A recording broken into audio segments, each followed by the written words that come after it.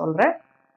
அதாவது நம்ம 2 இமேஜுமே போட்டுட்டு அதில் வந்துட்டு எந்த neck, high neck, collar neck அந்த மாதிரி அதுக்கு எவ்வளோ ஷோல்டர் ஸ்லோப் இதெல்லாம் வைக்கிறது அப்படிங்கிறதும், இன்னொன்று வந்துட்டு நம்ம டீப் நெக்கு, ரவுண்ட் நெக்கு இதுக்கெல்லாம் என்ன ஷோல்டர் கால்குலேஷன் வைக்கிறதும் அப்படிங்கிறதையும் நம்ம பார்க்கலாம்.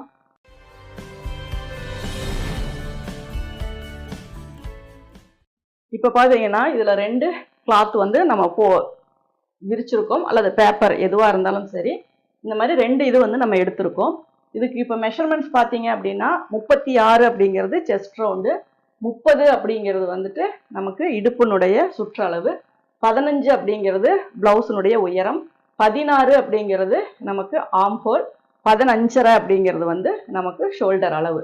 இந்த அளவுகள் வச்சு தான் நம்ம எப்போவுமே ஒரு பேக் பேட்டர்ன் வந்து நம்ம மார்க் பண்ணுவோம். கீழே எப்பவும் ஒரே மாதிரி தான், இதில் எந்த சேஞ்சஸும் நீங்கள் பண்ண வேண்டாம்.